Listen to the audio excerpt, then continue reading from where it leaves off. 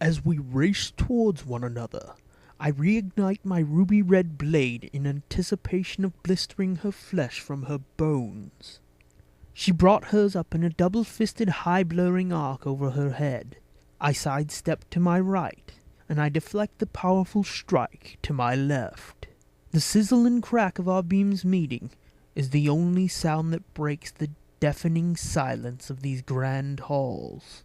The Jedi Council calls such displays of fortune arrogance, whilst they sit atop their plush thrones in the hallowed halls of their majestic temple on Coruscant, their followers showing blind allegiance to such an apparent hypocrisy. As her blade struck my floor, leaving an indelible scorch mark that I swear she will soon regret making, I moved to taunt her again with a tap to the back. Stupidly, I left myself open for her to mule kick me in the thigh. Using the pain to fuel my building rage, I propel backward, giving us both a brief moment to regroup, when her inane prattling started again. Give up now! Your surrender will leave you with your life and some semblance of whatever the Sith called dignity. Is that what they teach you in that gaudy temple of yours? That Sith give up without a fight? You and your council are even more ignorant to the ways of the galaxy than I thought. I tell her. My master has always told me that the Jedi were ones to overestimate their meager talent. This confrontation has made it more apparent than any teachings possibly could have. You can't win. For millennia, many have tried to topple my order. For millennia, all that have tried have failed. I give you just this one last chance. Surrender now and face justice on Coruscant for your crimes against the galaxy. She says with an ever-increasing pompous tone that she must have felt sounded powerful and businesslike. I'd make sure to rip out her throat and show her true power. Before I make my move, I tell her a truth few of her kind hear. You Jedi talk too much. While she had been enjoying the sound of her own shrill voice, we had both been backing away from the other, putting nearly 50 yards between us, making my next move easy to choose.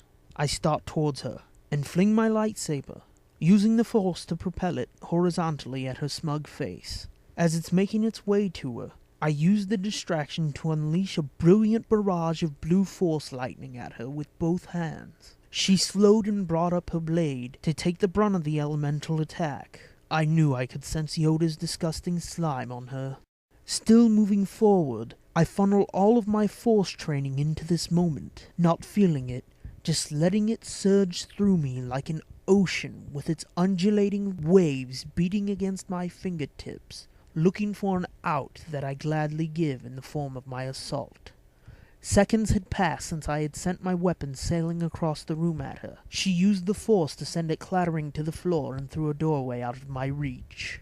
I drop my left hand to my side as we get within 10 feet of each other, a gesture she most certainly sees as tiredness or overconfidence. I can see her face bleeding with sweat as it streams down onto a light brown robe and tunic. I can feel that she thinks she has me at my end, thinking me unarmed and vulnerable from the impressive display of my Sith powers, when finally she broke to the right. Clearly she has studied me as we fight. She knows my dominant side. Seeing I drop my left, she presses ahead on my right. Unseen by her, I slip my dangling hand into my belt and pull the lightsaber I took from the last Jedi I'd murdered. In this very room, I broke off my assault of lightning and spin counterclockwise, catching her off guard. She tries ducking. It works, but only just. No real damage is done, but her hair is a few inches shorter in the back. As soon as she pops back up to her full height, I swing again. She deflects to her right and I kick with my left boot. She brushes that away with her left hand. My anger is beginning to build again. This has taken far too long.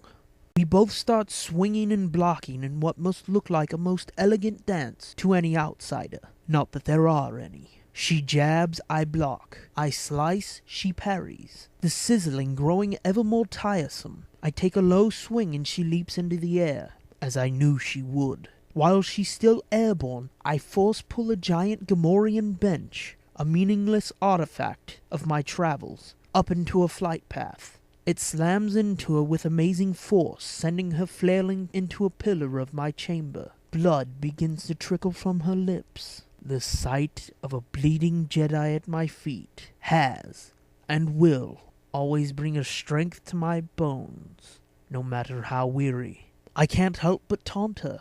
Stand up and face me. Come now, child.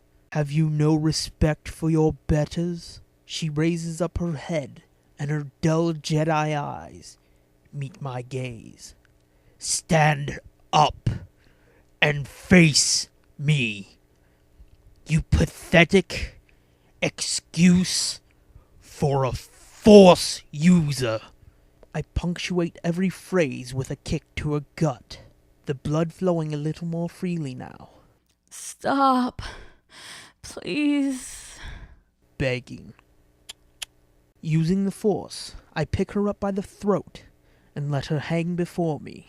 If she weren't my sworn enemy, I do believe I'd almost feel mercy for her. Why the Jedi would let such a pitiful excuse for a being into their ranks is beyond me. The Sith used to allow many more to join our cause, but the reign of Lord Bane and his introduction of the Rule of Two has helped to keep weaklings such as this from gaining true power. She stares into my eyes, looking for any sign of hope, and I happily let her know. No one can save you, Padawan. Your master doesn't care enough to protect you.